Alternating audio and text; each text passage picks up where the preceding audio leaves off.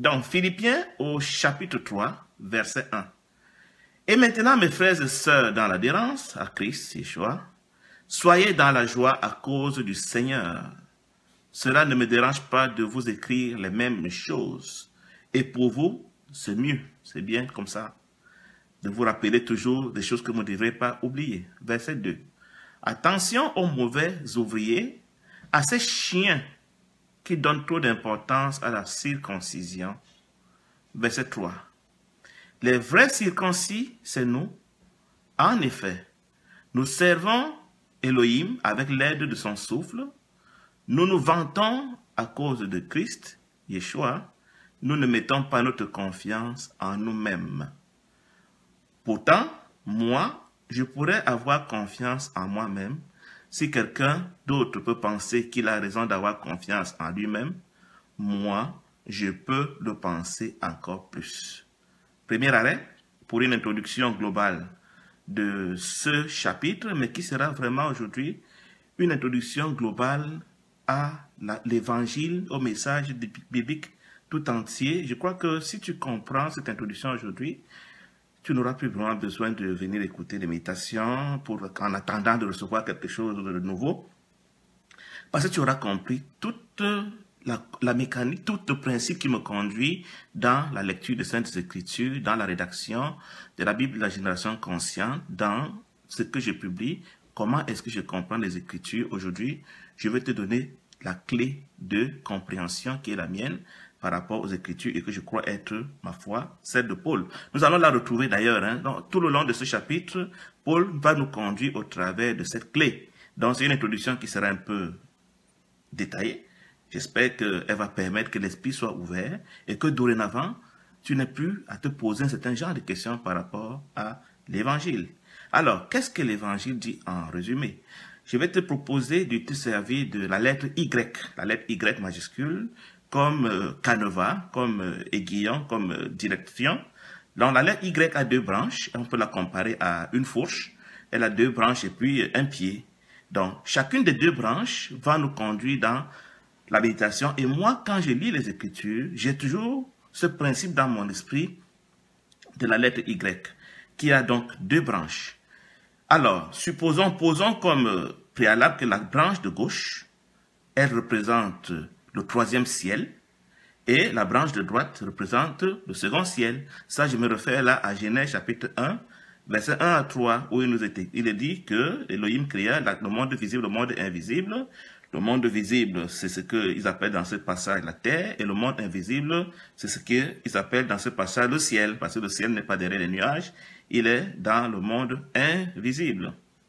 Et dans le même Genèse chapitre 1, verset 1 à 3, il nous est dit qu'il y avait une autre sphère qui avait été créée qui s'appelle l'abîme, que j'appelle le second ciel, ou quelqu'un pourrait dire la géhenne ou l'enfer, comme vous voulez. En fait, c'est l'endroit où le Seigneur avait prévu qu'il allait jeter, enfermer tous ceux qui sont rebelles contre sa volonté. Dans les Écritures nous disent donc que le troisième ciel est éclairé de la lumière, c'est de là que vient la lumière, et cette lumière est celle par laquelle Elohim crée tout ce qu'il crée, pendant que le second ciel est rempli de ténèbres que nous avons convenu d'appeler dans notre enseignement l'ego. Donc nous comprenons donc qu'il y a le troisième ciel qui est rempli du souffle sacré, et le second ciel qui lui est rempli de l'ego. Nous allons donc fonctionner pendant notre méditation sur ce principe de la comparaison des deux branches. La branche de gauche qui représente dans le troisième ciel, la branche de droite qui représente le second ciel. Donc dans la branche de gauche au troisième ciel, les entités qui y séjournent sont remplies de la lumière et respirent le souffle sacré, pendant que dans la branche de droite, les entités qui séjournent dans le second ciel sont remplies de ténèbres et respirent l'ego. On va donc appeler la branche de gauche, celle du troisième ciel, la branche de la vie, et la branche de droite, la branche de la mort. Donc nous sommes morts quand nous faisons des choses à la gloire de la branche de droite, la branche du second ciel, et nous sommes vivants quand nous faisons des choses à la gloire du troisième ciel. Donc, et Elohim va dire à Adam et Ève dans le jardin d'Éden, dès le départ, attention, je vous autorise à vous identifier à tout ce que j'ai créé, sauf à l'arbre de la connaissance du bien et du mal. Sauf à quelque chose qui va vous amener à croire que vous pouvez distinguer ce qui est bien de ce qui est mal. Et ce quelque chose, dans notre compréhension, c'est le mental humain, parce que ce n'est pas le mental humain que nous avons la prétention à la connaissance. Donc, Elohim demandait à l'homme de ne pas s'identifier à lui-même, de ne pas avoir une pensée de lui-même, de ne pas se forger une personnalité, mais de rester connecté à l'arbre de vie qui est Christ et de pouvoir jouir de toute la création sauf de lui-même. Une sorte de, je ne sais pas comment on peut appeler ça, d'auto-jouissance de lui-même, d'avoir une idée de ce qu'il croit être et de s'imaginer des choses à propos de lui-même. C'était cela la mort, c'était cela l'arbre de la connaissance du bien et du mal. C'est ce qui était arrivé à Satan quand Satan s'était identifié à lui-même. Il s'est rendu compte dans sa petite tête qu'il était intelligent, qu'il était beau, qu'il était, c'est pas moi quoi, spirituel. Il a dit, mais en quoi Elohim me dépasse-t-il? Mais je peux bien faire tout ce qu'il fait. J'aimerais bien prendre sa place puisque j'ai tout ce qu'il a. D'ailleurs, nous sommes un puisque j'ai la même nature que lui. Donc voilà comment Satan, ayant contemplé lui-même, s'est identifié à lui-même et a eu la pensée de sa grandeur supposée et a eu l'idée malheureuse de vouloir convoiter le trône d'Elohim. Donc voilà les deux branches de notre arbre qui sont posées et toute l'histoire de la Bible est fondée sur ces deux branches. À savoir, Elohim, son désir excellent, c'est que toute sa création appartienne au troisième ciel. Il veut que tout le monde pénètre la vérité. Le troisième ciel, c'est le royaume de la vérité, c'est le royaume de ce qui est réellement. Et le second ciel, c'est le royaume du mensonge, c'est le royaume de ce qui n'est pas, parce que ça n'a pas la vie. Donc Elohim veut que toute sa création pénètre la vérité et soit en lui, qu'elle soit un en lui. C'est ce que Yeshua nous dira dans Jean chapitre 17, du verset 17 au verset 23. Père, je veux que ce que tu m'as donné soit un avec moi, comme je suis un avec toi. Dans le dessein excellent d'Elohim, c'est que toute sa création soit un avec lui. Vous comprenez que si Satan est porté à s'opposer au dessein d'Elohim, son dessein à lui, c'est que la création soit divisée, que la création soit séparée. Donc, les bases sont posées. Quand nous travaillons à la reconstruction du un en Elohim, nous sommes des serviteurs d'Elohim. Et quand nous travaillons à la division, à la séparation, à la compétition, à la jalousie, à la comparaison, nous sommes en train de faire l'œuvre de Satan. Il n'y a pas un seul être humain que nous avons le droit d'exclure du un en Elohim. Nous n'avons pas le droit de séparer le bon grain des l'ivraie. Nous n'avons pas le droit de juger, nous n'avons pas le droit de condamner, nous n'avons pas le droit de décider qu'un tel est perdu, parce que Elohim, lui, garde espoir jusqu'à la fin. L'amour croit tout, l'amour espère toujours que nous allons nous repentir. Donc si, pendant qu'Elohim, lui, il a encore espoir que le brigand sur la croix sera avec lui un dans l'éternité, et que vous décidez que le brillant sur la croix est déjà perdu à jamais, vous voyez que vous aurez jugé contre Elohim, vous aurez jugé Elohim. C'est pour ça qu'il est très risquant pour nous de juger, de condamner, de critiquer, de séparer, et tout ce que l'arbre de la connaissance nous a amené à faire, notre mental humain. Voyez-vous? Donc, étant ainsi, comment est-ce que les deux divinités vont opérer pour nous attirer à leur branche? Elohim va dire, pour appartenir à ma branche, vous devez vous identifier au modèle parfait que je vous ai présenté en Christ Yeshua. Identifiez-vous à lui, c'est alors que vous me serez agréable, c'est alors qu'il va vous aider à lui ressembler, parce que lui, il me ressemble déjà, et si vous lui ressemblez, vous êtes sauvés. C'est ce qu'on appelle l'identification. C'est pour ça que nous sommes sauvés par l'identification à Christ, pour enfin, au moment où il reviendra nous chercher, que nous adhérions à Elohim pour l'éternité. Satan aussi a sa stratégie. Satan dit, non mes amis, pour appartenir à ma branche, vous devez vous identifier aux démons. Les démons ici sont manifestés par les pensées qui traversent notre espace mental, par les pensées qui habitent notre arbre de la connaissance du bien et du mal. C'est pour ça que Satan ne nous permet pas de respirer. Il nous pompe de pensées sans relâche. Observez votre mental, vous allez voir que vous êtes en permanence en train de penser à des bêtises, à des choses même que vous ne savez pas à quoi ça vous sert, à des choses qui vous culpabilisent, à des choses qui vous font peur, à des choses qui vous inquiètent, à des choses qui vous donnent des soucis, alors qu'il n'y a aucune bonne raison d'avoir toutes ces choses. Et ce n'est pas de votre fait, c'est les démons qui nous imposent ces pensées auxquelles nous identifions. Donc, pour appartenir à l'arbre de la mort, nous nous identifions aux pensées qui traversent notre espace mental, et pour appartenir à l'arbre de vie éternellement, nous nous identifions à Christ. Voilà les deux branches. Nous évoluons dans la manifestation des deux branches.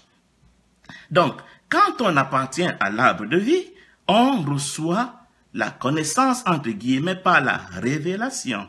On reçoit la connaissance, entre guillemets, directement par l'intuition, donc par notre esprit, alors que quand on appartient à l'arbre de la mort, on reçoit la connaissance par les enseignements, on reçoit la connaissance par le mental, on reçoit la connaissance par le raisonnement, on reçoit la connaissance par la philosophie, par la critique, ainsi de suite. Vous comprenez donc, étant donné que Satan voudrait que nous appartenions tous à l'arbre de la mort, il a mis en place un système d'éducation dans lequel nos cerveaux sont bourrés de connaissances, des livres, des vidéos, d'Internet, de la télévision, ma foi, de l'école, et même de la religion, et des versets bibliques que nous récitons comme des perroquets sans rien comprendre, parce que nous croyons que c'est à force de connaissance de la lettre et des textes que nous allons être sauvés. Non.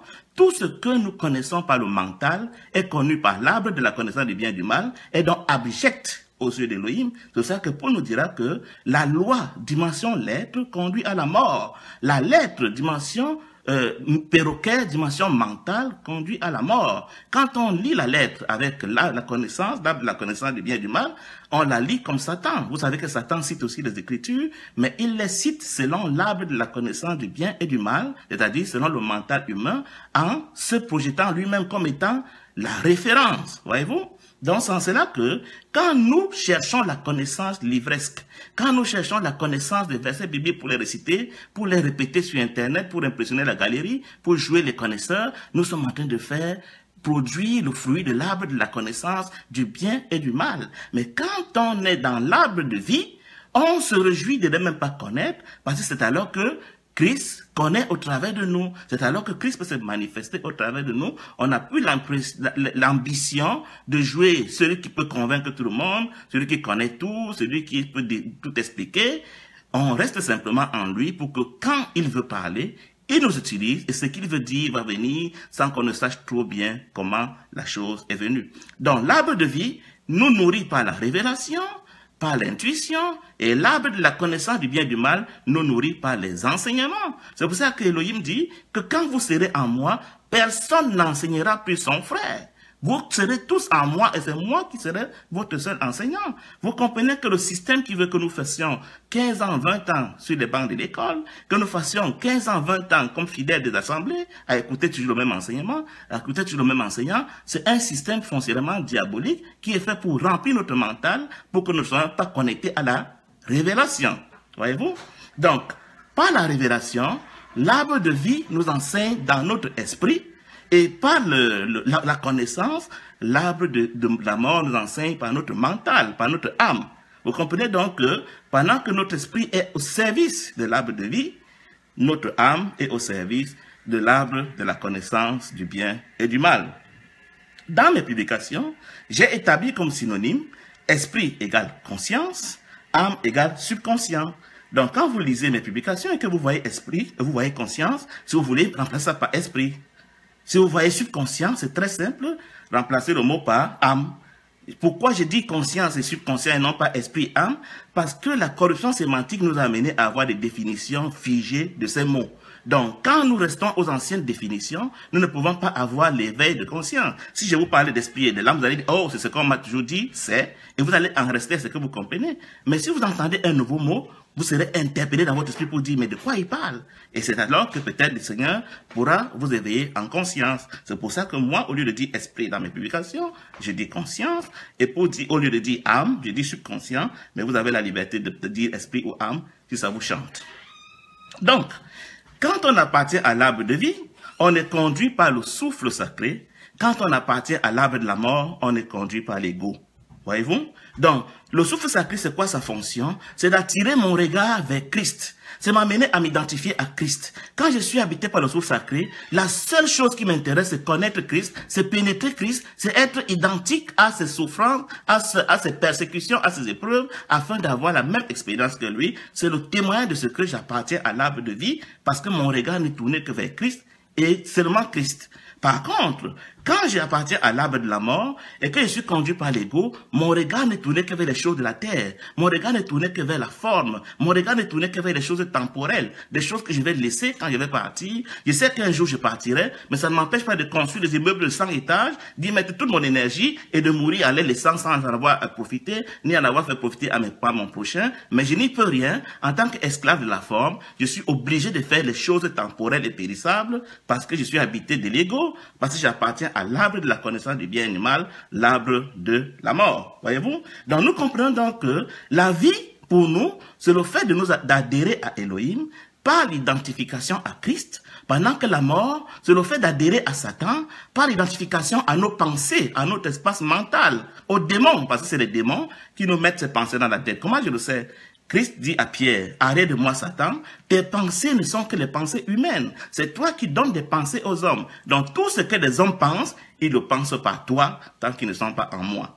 Donc voilà pourquoi, chaque fois que nous allons être conduits par notre mental, par les pensées qui traversent notre esprit, nous allons produire le fruit de l'arbre de la connaissance du bien et du mal, le fruit de la mort que nous tous nous allons découvrir tout à l'heure, quand Paul va nous le rappeler. Donc, si nous voulons dire que nous sommes sauvés, alors nous devons comprendre qu'on doit être conduit par l'ego, nous ne devons plus faire confiance à nos pensées, nous ne devons plus nous identifier à la forme, nous ne devons plus convoiter le temporel, le périssable, ce qui va pourrir. Nous devons convoiter Christ seul. Voyez-vous? Et le résumé de ce message, c'est quoi? C'est que quand on appartient à l'arbre de la vie, on adhère à la croix. On veut aller à la croix. On veut mourir à soi-même pour que c'est Christ qui vive en nous. L'évangile de la croix, c'est l'évangile de l'arbre de vie qui nous amène à ne plus être rien afin que Christ soit tout en nous. Comment est-ce que nous mourrons à la croix? En sacrifiant notre personnalité, en sacrifiant notre corps physique afin que c'est Christ qui soit glorifié au travers de nous. Par contre, quand on appartient à l'arbre de la mort, on a peur de la mort au corps physique, on a peur de mourir à notre personnalité, on se fâche quand on nous insulte, on se fâche quand on nous calomnie, on se fâche quand on nous méprise, on se fâche quand on n'a pas eu des choses, on croit qu'on n'a pas réussi quand on n'a pas la forme, et du coup, on manifeste en cela en quoi nous sommes des diablotins. Et si vous regardez bien mes frères et sœurs, vous allez constater que tous les êtres humains, presque sans exception, dans notre génération, ne sont portés qu'à chercher la forme, le temporel, le périssable. C'est pour ça que nous allons dans les assemblées pour prier pour avoir la matière, pour avoir les maris, pour avoir les femmes, pour avoir les voitures, pour avoir les contrats, pour avoir les visas, pour avoir n'importe quoi, parce que nous sommes tous habités de la conscience de la mort. Nous avons peur de la mort au corps physique, alors que la mort au corps physique, c'est le chemin du retour vers l'arbre de vie. Et quand vient l'heure de la mort, c'est les incantations, c'est les inquiétudes, c'est les lamentations, c'est les plaintes. On accuse même Elohim, on dit Elohim, mais pourquoi tu pries mon père, ma mère, ma soeur, mon fils, et que sais-je encore, alors que le Seigneur appelle notre bien-aimé à rentrer en lui dans la vie. Mais parce que nous détestons le Seigneur, nous croyons que la mort est la pire des malédictions, alors que la mort au corps physique, c'est tout simplement le retour obligatoire, le chemin du retour obligatoire vers l'arbre de vie. Mais ceux qui n'ont pas cette révélation, quand on leur dit qu'ils vont mourir, c'est la panique générale, c'est les pasteurs qu'on court chercher, c'est les marabouts qu'on court chercher, c'est la tremblote, c'est parce qu'on se dit que mourir pour aller chez Elohim, c'est une mauvaise chose, parce qu'on appartient à l'arbre de la mort. Voilà. En résumé, quand on appartient à l'arbre de vie, on est porté à rechercher le un en Elohim. On a la conscience du un. On voit tous les hommes comme étant nos frères et nos sœurs. Et on désire à conduire tous les hommes à l'unité avec lui. Et quand on appartient à l'arbre de la connaissance du bien et du mal, l'arbre de la mort, c'est chacun pour soi, Satan pour tous. Tu es mon ennemi, tu es un danger pour moi, tu es une menace pour moi si on te connaît plus que moi, si tu connais plus que moi, si tu as plus d'argent que moi, si tu as plus de gloire que moi, si tu as plus de relations que moi, si tu as un meilleur statut social, tu es mon ennemi, alors je dois te jalouser et s'il le faut, je vais même te tuer parce que tu es une menace à ma gloire. Parce que Satan nous avait dit dans Genèse chapitre 3 au verset 5, vous serez comme des dieux si vous marchez par l'arbre de la connaissance du bien et du mal. Et un Dieu ne supporte pas d'avoir des concurrents, un Dieu ne supporte pas d'avoir le manque. Un Dieu ne supporte pas de ne pas avoir la connaissance de tout. Et nous cherchons cette connaissance par les enseignements. Donc voilà, résumé, si tu as compris cet exposé qu'il vient de faire, tu auras compris toutes mes publications sur Internet, tu auras compris la logique qui me conduit dans la rédaction de la Bible de la génération consciente. Ce sera toujours fondé sur les deux branches de la lettre Y, sur l'arbre de vie et l'arbre de la connaissance et du bien et du mal. Ça fait que chaque fois que tu lis un verset biblique, chaque fois que tu écoutes un prédicateur, demande-toi de quel arbre, de quelle branche de l'arbre il est en train de parler maintenant. Est-ce de l'arbre de vie? Alors tu peux continuer d'écouter. Est-ce de l'arbre de la connaissance du bien et du mal? Alors tu peux discerner que c'est un serviteur du diable qui s'ignore. Donc, si nous disons maintenant, verset par verset, nous voyons que Paul dit ici au verset 2, « Attention aux mauvais ouvriers, attention à ces chiens qui travaillent pour la gloire de l'arbre de la mort. Ils célèbrent la circoncision dans la chair. Ils ne parlent que des choses du monde. Ils ne parlent que de la forme. Ils ne parlent que de ce que l'homme peut voir, toucher, penser. Et la circoncision est un élément de la forme. Quand on appartient à l'arbre de vie, nos prédications ne seront plus appuyées sur les comportements, sur les traditions, sur la voix, sur le fait, mais elles seront portées essentiellement sur l'être. Donc, les mauvais ouvriers, les serviteurs de l'arbre de la mort, de ces gens qui font la gloire de la circoncision physique comme étant un attribut de la sainteté, alors que c'est de la malédiction qu'ils sont en train de manifester. Les vrais circoncis, c'est nous. Nous qui travaillons à la gloire de l'arbre de vie, c'est nous les vrais circoncis. En effet, dit-il au verset 3, nous avons adhéré à Elohim par le lien du souffle sacré, par ceci que nous nous identifions à Christ. Quand il dit nous nous vantons à cause de Christ, en langage spirituel, nous devons dire nous nous identifions à Christ. Nous sommes fiers de Christ. C'est lui notre modèle. Et nous ne mettons pas notre confiance en nous-mêmes. Nous-mêmes ici, ça rappelle la forme. Ça rappelle l'arbre de la connaissance du bien et du mal. Donc nous ne venons pas confier à notre mental, à notre supposée intelligence, à notre supposée capacité. Nous mettons toute notre confiance en Christ. Nous, il est en train de dire, nous nous identifions à Christ. Nous ne nous identifions pas à nous-mêmes, nous ne nous identifions pas à la forme. Donc voilà, Paul est en train d'évoluer dans les deux branches de la lettre Y, la branche de l'arbre de vie, où on s'identifie à Christ pour espérer adhérer à Elohim au jour de son avènement, ou alors on s'identifie à la forme pour adhérer inévitablement à Satan au jour où nous allons quitter notre corps physique. Verset 4. Pourtant, moi, je pourrais bien avoir de bonnes raisons de m'identifier à la forme. Parce que dans l'univers de la forme, quand j'appartenais encore à l'arbre de la mort, j'ai fait des choses que je vais vous reciter maintenant pour vous dire que s'il fallait même que je sois quelqu'un par rapport à la forme, je ne serais pas le dernier. Donc s'il y a quelqu'un qui peut se vanter d'avoir fait des choses par rapport à l'arbre de la mort, c'est moi. Et Paul va les reciter, va nous les présenter. Donc voilà, nous allons continuer avec le verset 5. Ici, Paul va maintenant nous montrer ce qu'il a fait à l'époque pour la gloire de l'arbre de la mort, l'arbre de la connaissance du bien et du mal, la branche qui conduit à la mort par l'adhérence à Satan, par l'identification à ses pensées. Il dit, j'ai été circoncis 8 jours après ma naissance. Et dans l'arbre de la connaissance du bien et du mal, dans l'arbre de la religion, c'est un exploit que d'avoir obéi à une instruction de la loi de Moïse, à une instruction qui avait été donnée à Abraham, en vérité, la circoncision. Et ça faisait ma fierté à l'époque d'avoir été circoncis. J'appelais les non-circoncis, c'est-à-dire que j'appelais les païens, les perdus. Et je croyais que je suis mieux qu'eux de par ma circoncision. C'est une des folies que j'ai manifestées à l'époque et par laquelle je croyais être quelqu'un. Deuxième folie que j'ai faite quand j'appartenais à l'arbre de la mort, j'étais fier d'être israélite et je me disais, appartenant au peuple choisi, je ne suis pas n'importe qui. Du coup, je regardais ceux qui n'appartiennent pas au peuple juif d'en haut. Je les regardais avec condescendance, j'avais du mépris pour eux parce que je me disais que moi, en tant qu'israélite, j'étais privilégié aux yeux d'Elohim. J'avais le privilège d'avoir connu Elohim et que eux, ils ne connaissaient pas mon Elohim. Ils étaient des animaux. Moi, je me croyais être un homme, voire un ange. Donc, tous mes ancêtres sont des juifs. C'était encore un motif de fierté pour moi à l'époque. Voilà des critères sur lesquels je pouvais me targuer d'être meilleur, d'être sauvé, d'être juste, d'être aimé par Elohim. Parce que mes ancêtres sont des juifs. Quelle folie! Oh, ça, c'est des choses sur lesquelles Paul s'appuyait à l'époque pour se vanter. J'obéissais à la loi de Moïse comme un pharisien fidèle. Mais même en matière d'obéissance à la loi de Moïse, mais j'étais excellent. J'étais parfait à la limite. Et je pouvais me dire, mais puisque je suis aussi fidèle dans l'obéissance, dans l'observation des ordonnances de la loi de Moïse, mais je ne suis pas n'importe qui. Verset 6. J'y tenais tellement que ça m'a même amené à faire souffrir l'église de Yeshua, à persécuter les adhérents. Parce que, au nom de la loi de Moïse, je trouvais que eux, ils n'étaient pas dignes de parler de mon Elohim. Alors je les mettais à mort. Au sujet de la justice qui vient de la loi, on ne pouvait rien me reprocher. Si vous voulez savoir, mes frères, quand je servais l'arbre de la mort, je l'ai fait avec tellement de zèle, avec tellement de qualité, avec tellement de courage, avec tellement d'abnégation, que si c'est lui qui donnait la vie, je serais aujourd'hui un saint, je serais aujourd'hui au Panthéon, je serais aujourd'hui sauvé. Verset 7. Avec toutes ces choses, j'ai gagné beaucoup dans le monde. J'ai été élevé, célébré, j'ai vu des promotions. Je me suis pris pour quelqu'un, les gens me respectaient. Mais depuis que j'ai découvert que ces choses ne servent que le temporel, le périssable, à cause de Christ qui s'est révélé à moi, aujourd'hui je considère toutes ces choses comme de la perte. Je peux brûler tous mes diplômes, je peux perdre tous mes titres de religieux, je peux perdre toutes mes relations, je peux perdre même toute ma famille parce que j'ai découvert la vie qui est Christ. J'ai découvert l'arbre de la vie, alors je vais quitter l'arbre de la connaissance du bien et du mal.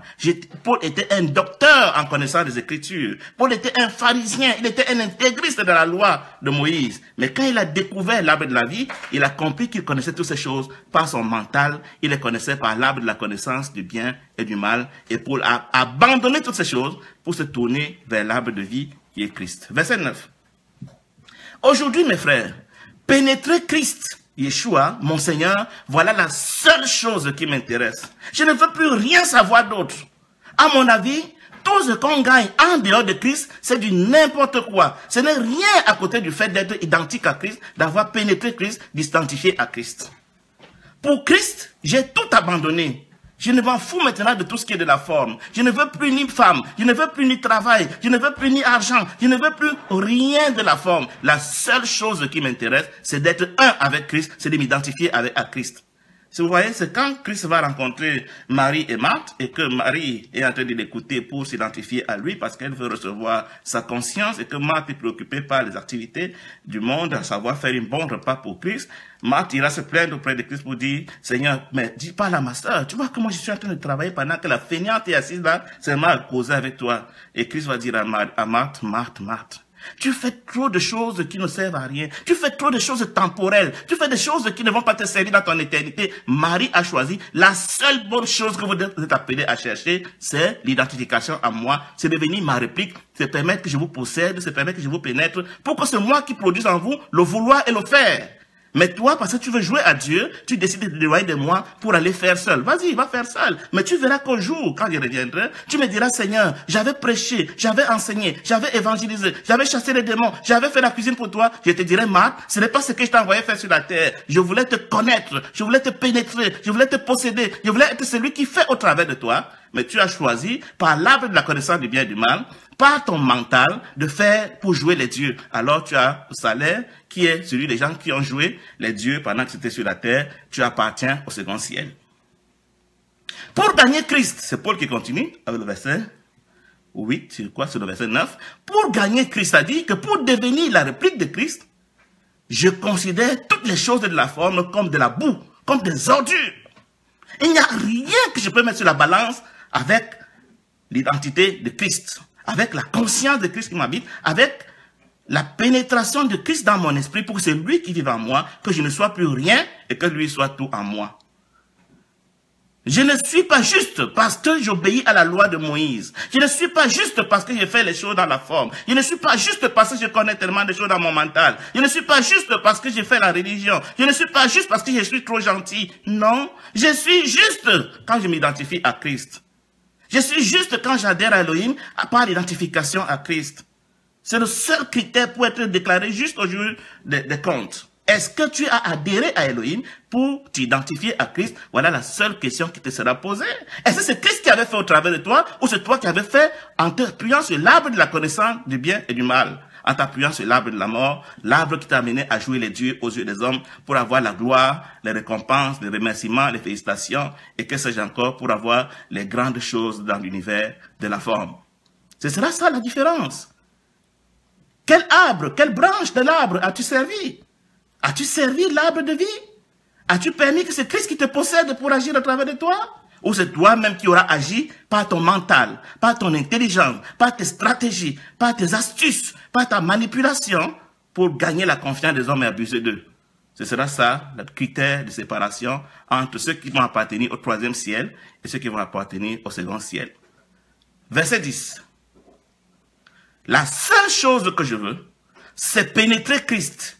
C'est connaître la puissance qui l'a permis de vivre dans ce monde sans se soumettre à l'ego, sans servir l'arbre de la connaissance du bien et du mal. C'est la seule chose qui... Comment il a pu faire ça? Pourtant, il était un homme comme moi. Je veux faire la même expérience que lui. S'il faut que je souffre, je suis prêt à souffrir. Parce que je veux passer par le même chemin que lui. Et j'espère que si je fais la même expérience que lui, alors j'aurai la même fin que lui, c'est-à-dire la vie en pérennité dans le un avec Elohim. Voilà la seule chose qui m'intéresse. Tout le reste, c'est de n'importe quoi. Vous ne pouvez pas m'acheter. Vous ne pouvez pas me corrompre. Qu'est-ce qui peut me séparer de cet objectif? Qu'est-ce qui peut me séparer de l'amour de Christ? Qu'est-ce qui peut me séparer de l'adhérence à Elohim? Qu'est-ce qui peut m'empêcher de ne plus m'identifier à Christ? Est-ce l'argent? Est-ce le travail? Est-ce les enfants? Est-ce le mariage? Est-ce les biens matériels? Est-ce les visas? Est-ce... Rien ne peut me séparer de l'adhérence à Elohim par identification à Christ Yeshua. C'est Paul qui parle ainsi. Mais bien aimé, voilà le discours de quelqu'un qui a découvert l'arbre de vie et qui vit pour convoiter, pour désirer l'arbre de vie. Regardez donc à nous, les chrétiens contemporains, et posons-nous la question. En quoi nous pouvons tenir ce même discours que Paul? Quand nous allons voir le pasteur, qu'est-ce que nous allons chercher? Pasteur, j'ai peur de mourir, prie pour moi. Pasteur, je veux une épouse, prie pour moi. Pasteur, je veux l'argent, prie pour moi. Pasteur, mes affaires ne marchent pas, prie pour moi. Et quand on reçoit cette pourriture, on dit Dieu m'a béni. Je suis béni et prospère. Mon œil. Vous croyez qu'Elohim va nous donner des choses qui nous éloignent de lui? Des choses qui vont nous séparer de lui? Des choses qui vont nous distraire? Et j'entendais quelqu'un me dire, il y a une semaine, nous sommes venus sur la terre pour avoir une belle vie. J'étais attristé dans mon cœur. Que le Seigneur nous aide. Qu'il nous aide à sortir de l'imposture, à du mensonge, de ce que la religion a fait de nous. Par ignorance. Nous servons l'arbre de la connaissance du bien et du mal et nous prétendons que nous sommes des enfants d'Elohim. Il n'y a plus de condamnation pour ceux qui s'identifient à Christ, parce qu'une fois que tu es identifié à Christ, tu es devenu son sosie, tu es devenu sa réplique. À la limite, Elohim te confond à Christ. Donc quand il te voit, il croit voir Christ parce que tu es identique à Christ, tu t'es identifié à Christ, tu as la même conscience que lui, du coup tu es un avec lui. Qu'est-ce qui peut encore te condamner? Parce que Christ étant la perfection, celui qui s'identifie à Christ est la perfection. Et du coup, c'est cela le véritable salut. Donc, aussi longtemps que tu n'as pas l'identité de Christ, aussi longtemps que tu n'es pas confondable à Christ, aussi longtemps que tu ne ressembles pas à Christ, ton salut par la grâce au moyen de la foi ou vice-versa, là, je ne sais pas de quoi tu parles, mon frère Marc ou Victor à Houston, avec qui je suis en train de débattre là-dessus, sur Facebook ces derniers temps, quand je lui dis que le salut par la grâce au moyen de la foi, c'est une imposture religieuse pour nous amener à avoir une foi mentale, une foi qui s'appuie sur l'arbre de la connaissance du bien et du mal, il est choqué. Et pourtant, c'est la réalité. Les faits nous le démontrent. Je l'ai mis au défi de me prouver qu'il y a un seul homme dans ce monde qui vit pour Christ. Nous vivons tous pour le temporel. Quand nous envoyons nos enfants à l'école, nous envoyons pour faire quoi? Mais pour réussir dans le monde. Quand nous allons au travail, c'est pour faire quoi? Mais c'est pour construire le monde. Le monde qui est contre le Seigneur. Vous croyez que le monde est là pour aider l'avancement de l'évangile? Quand l'arbre de la vie va entrer dans le monde, mais le monde va disparaître. C'est pour ça que tout ce que le monde fait est pour empêcher l'avènement de l'arbre de vie. Et si nous allons donc travailler dans le sein du monde, nous allons pour soutenir, entretenir, construire le système qui est contre l'arbre de vie. Comment voulez-vous me faire croire que nous sommes des serviteurs de l'arbre de vie quand nous travaillons à construire le temporel? Moi, je vous dis que je travaille dans le système où on fait des choses sur Internet. Et en construisant Internet, je participe à quoi? À ce que ce soit corrompu, que les enfants qui regardent ça soient des diablotins qu'on connaît aujourd'hui. C'est pas moi qui vais vous dire que je suis différent de vous.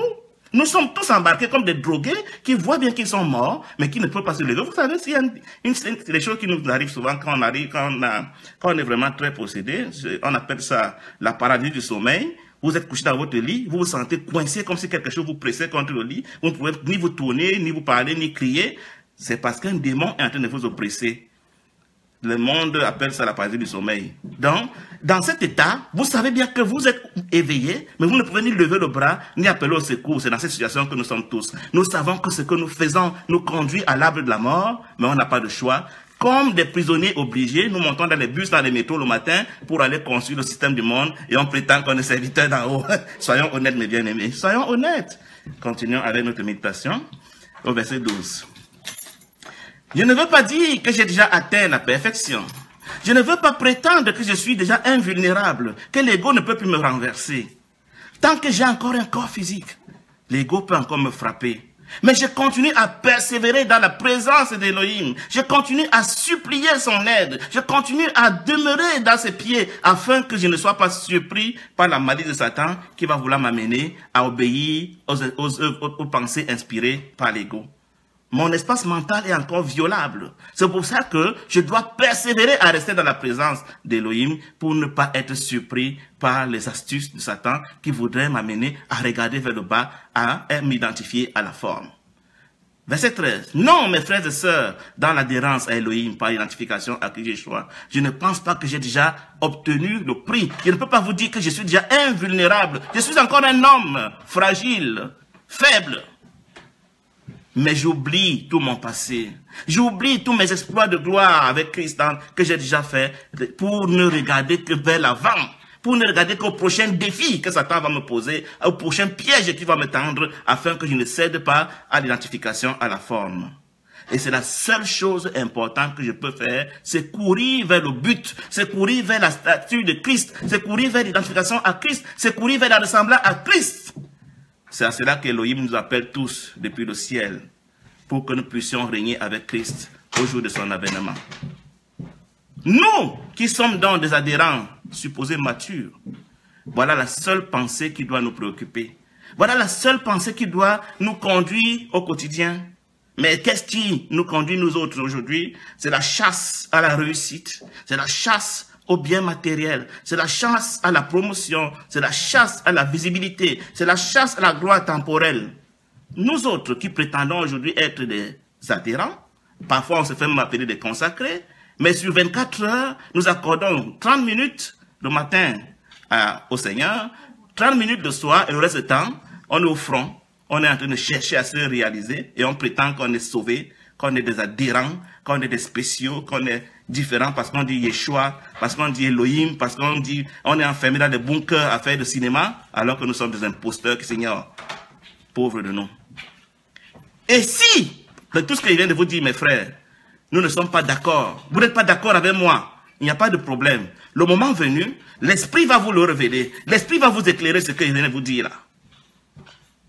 Vous allez comprendre dans quelle mesure nous sommes tous des imposteurs, Seigneur. Et le cri de mon cœur, c'est que cette réalité soit manifestée très rapidement, afin que nous nous repentions, et qu'enfin la création puisse voir les enfants d'Élohim, les sosies de Christ, qui vont les délivrer de l'emprise de l'ego, qui vont les délivrer de la servitude de Satan. Aussi longtemps que nous avons peur de la mort, aussi longtemps que nous vivons pour accumuler les biens, aussi longtemps que nous croyons que le salut est dans la connaissance des versets bibliques, de la récitation et des formules, nous sommes malheureux. En tout cas, il n'y a pas lieu de désespérer. Je vous dis encore, Elohim ne tient pas compte des temps d'ignorance. Aussi longtemps que hier, vous ne connaissez pas ces choses, il ne vous en tient pas rigueur. Donc, continuons la marche ensemble. Continuons à nous soutenir, mes frères. Nous ne sommes pas différents. Je ne suis pas différent de vous. Que le pentecôtiste ne croit pas qu'il est différent du catholique, et que le bouddhiste ne croit pas qu'il est différent du musulman, nous avons le même Dieu, l'arbre de la connaissance du bien et du mal. Cessons de nous juger, cessons de nous comparer, cessons de nous dénoncer les uns les autres comme si nous étions meilleurs. Personne de nous n'a encore le pouvoir de séparer nos bons grains des livrets parce que nous sommes encore tous enténébrés, mes frères. Soutenons-nous dans la prière, soutenons-nous dans la compassion. Soyons patients avec ceux que nous croyons ne pas connaître parce qu'en vérité, nous-mêmes, nous ne connaissons rien. Quand on connaît, on a pénétré Christ, et quand on a pénétré Christ, on devient sa réplique. Si tu n'es pas la réplique de Christ, tais-toi. Il n'y a que Christ qui a le droit de juger. Il n'y a que Christ qui a le droit de condamner. Il n'y a que le Christ qui a le droit de séparer. Et si tu n'es pas la réplique de Christ, ton cas est lourd que de te tenir en juge alors que tu es aussi envoûté par l'ego que tout le monde. Comprenez-moi, mes frères, c'est la tristesse de voir que nous sommes en train d'aller tous à la perdition. Ça ne peut pas laisser quelqu'un qui comprend ces choses indifférent. Donc, c'est pour ça que parfois, le ton monte un peu, mais vraiment, je ne suis pas bien différent de vous autres. Ce n'est que j'ai un petit brin de compréhension dans laquelle je dois aussi entrer et dans laquelle je ne suis pas encore entré. Mais n'empêche que je ne voudrais pas y entrer seul. Donc le Seigneur me met à cœur de partager ces choses avec toi, qui veut bien les écouter, parce que c'est un message très difficile, qui ne sera jamais saura jamais attirer la majorité. C'est pour ça que vous comprendrez que c'est très peu de personnes qui veulent lire le genre de publications que nous faisons, parce que ça leur révèle leur imposture. Et comme nous voulons jouer aux sauvés, nous voulons jouer aux connaisseurs, nous voulons jouer à ceux qui peuvent déjà prêcher, du coup on fuit la vérité pour aller nous réfugier dans notre mental, dans l'arbre de la connaissance du bien et du mal, pour nous faire des grandes démonstrations sur ce que le monde est gouverné par des énergies magiques et que les hommes sont méchants et que Satan est puissant et que c'est lui qui contrôle tout le monde, y compris nous, sans le dire. Donc c'est en cela que nous nous rassemblons dans les dénominations des dimanches, 20, 30 000 personnes, 50 000 personnes. Et écoutez un serviteur de Satan qui est en train de nous distraire, qui est en train d'abuser de nous, qui est en train de nous vampiriser, qui est en train de prendre notre argent, jouant à quelqu'un qui parle de la part d'Élohim alors qu'il nous conduit à la perdition parce qu'il nous identifie à l'arbre de la connaissance du bien et du mal. C'est attristant. Ça ne peut pas réjouir quelqu'un qui commence à voir ces choses-là. La Bible dit dans Apocalypse 12 au verset 9 que la terre tout entière est séduite, corrompue, perdue. Yeshua dit dans Luc chapitre 18 au verset 8, verset de partie B, « Quand je reviendrai, est-ce que je trouverai sur la terre un seul qui s'identifie à moi ?» Vous vous rendez compte que Yeshua ne peut pas avoir prophétisé en vain. C'est à peine si on trouve aujourd'hui un seul qui s'identifie à lui, parce que si nous nous identifions à lui, il est assez puissant pour nous transformer. Il est assez puissant pour faire de nous sa réplique. Mais regardons simplement à nos 24 heures pour nous demander qu'est-ce que nous en faisons. À quoi nous consacrons nos pensées? À quoi consacrons-nous notre énergie? Où envoyons-nous nos enfants s'instruire? À quoi nous croyons-nous instruire? C'est triste. Finissons. Verset 17. Frères et sœurs dans l'adhérence, imitez-moi Paul. Nous vous avons donné l'exemple. Alors, regardez, prenez un exemple des gens qui ont ce fardeau qui est le mien. Le fardeau de nous identifier à l'arbre de vie. Le fardeau de nous identifier à la conscience. Le fardeau de nous identifier à Christ. Et non pas ceux-là qui sont attirés par la forme, par le temporel. Ceux-là qui sont obsédés par le bruit mental. Qui ne sont même pas conscients de ce que la forme la plus pernicieuse est dans la forme pensée. Les pensées qui nous obsèdent, qui sont l'œuvre des démons et que nous ne savons même pas contrôler et par lesquelles nous faisons des choses en les imputant à Elohim. Ne regardez pas eux. Verset 18. Oui, je vous l'ai dit souvent et je le redis maintenant en pleurant. Beaucoup de gens sont ennemis de la croix. Beaucoup de gens ne veulent pas mourir à leur personnalité et à leur corps physique. Beaucoup de gens ne veulent pas disparaître du monde pour que c'est Christ qui soit vu en eux. Tous veulent être des stars. Tous veulent être des pasteurs. Tous veulent être des dirigeants de grands ministères. Tous veulent faire des miracles pour qu'on les connaisse. Tous veulent avoir beaucoup d'argent. Tous veulent avoir des diplômes. Tous veulent avoir... Oh mon Dieu.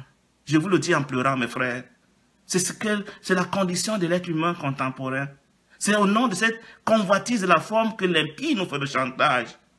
Quel est ton prix pour que tu m'adores? À Christ Yeshua, il a dit, si tu te prosternes devant moi, si tu t'identifies à la forme, alors je te donnerai tous ces royaumes qu'Adam m'avait donnés. Ils m'appartiennent. Ils ont eu ce chant dans le jardin, dans le désert, et Christ ne l'a pas contesté, cette affirmation de Satan, même si on sait qu'il est toujours menteur, mais Christ lui aurait dit, ce n'est pas vrai. Mais Christ m'a appelé Satan, le prince de la forme, le prince du temporel, le prince de ce monde arrive, il n'a rien à moi, parce que je ne me suis jamais identifié à la forme. Tu ne serviras et tu n'adoreras que ton Elohim seul, tu ne t'identifieras qu'à ton Elohim seul, tu n'adhéreras qu'à ton Elohim seul. C'est la réponse que Christ a opposée à Satan.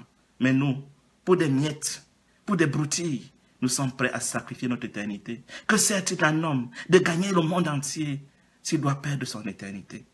Verset 19. Ces gens qui s'identifient à la forme, ils finiront par se perdre. Je vous le dis en pleurant, mes frères. Leur Elohim, c'est le fardeau temporel. C'est le manger et le boire. C'est l'avoir. C'est l'activité. C'est ça leur Elohim. Ce qui devait leur faire honte, ils s'en vantent. Ils sont fiers des choses qui devaient leur faire honte. Ces choses qui les réduisent à la dimension animale, c'est ça qu'ils prennent pour se glorifier, pour dire qu'ils sont sauvés, ils sont nés de nouveau baptisés Saint-Esprit, qu'ils sont des serviteurs de Dieu, alors qu'ils sont des animaux, des morts qui s'ignorent. Eux, ils ne pensent qu'aux choses temporelles. Eux, ils ne pensent qu'aux périssables. Eux, ils ne convoitent que la forme. C'est le verset 19. Quant à nous, qui travaillons pour l'arbre de vie, verset 20, notre patrie est dans les cieux. Nous ne désirons qu'appartenir à la conscience. Nous ne désirons que nous identifier à Christ. Nous ne désirons que devenir un avec Elohim, qui est notre sauveur, Christ notre sauveur. Et nous espérons que quand Christ viendra des cieux bientôt pour nous chercher, nous serons effectivement avec Elohim de pérennité en pérennité. Et comment il le fera? Il va d'abord changer notre corps faible, ce corps qui nous rend vulnérables face à l'arbre de la connaissance du bien et du mal, pour nous donner un corps glorieux comme le sien. Et vous savez, mes frères, je peux vous le dire, Christ est capable. Il est assez puissant pour nous amener à lui ressembler si nous identifions vraiment à lui. Donc si personne de nous ne lui ressemble aujourd'hui, c'est parce que personne de nous ne s'identifie vraiment à lui. Parce que nous sommes un peuple qui dit adhérer à Elohim, mais nos pensées, notre quotidien, nos préoccupations, nos soucis, nos inquiétudes, nos peurs démontrent que nous sommes ses adversaires, que nous sommes des imposteurs. Ce n'est pas pour nous condamner, mes frères, que je le dis, parce que j'appartiens à la même famille d'imposteurs. Mais c'est pour que nous sortions du sommeil spirituel. C'est pour que nous sortions de la comédie religieuse. Je vous dis, mes frères, toutes les religions sont de Satan. Le monde n'aurait pas pu soutenir des religions qui sont en train de travailler à ce que Christ vienne dans le monde. Le désir d'Elohim, c'est que sa volonté soit faite sur la terre comme au ciel, en remplacement de la volonté de Satan. Si les gouvernements du monde avaient un tant soit peu la peur que les religions actuelles sont une menace pour leur pouvoir, croyez-moi, ils n'auraient pas autorisé ces réunions, ils n'auraient pas sponsorisé ces réunions, ces religions. Ils n'auraient pas multiplié les Bibles, mais ils savent que les Bibles, dans la version qu'ils nous ont donnée, sont des Bibles qui nous entretiennent dans l'amour de la forme. C'est pour ça qu'ils distribuent des Bibles. C'est pour ça qu'ils autorisent des églises. C'est pour ça qu'ils nous laissent fonctionner. Nous ne sommes en rien une menace pour eux. On est des partenaires. Vous voyez Satan en train de financer quelque chose qui va amener à sa disparition? Arrêtez, arrêtez, arrêtez les amis. Arrêtez mes frères. Arrêtez ça. Repentons-nous. Repentons-nous. Sortons du sommeil spirituel. Sortons de l'imposture.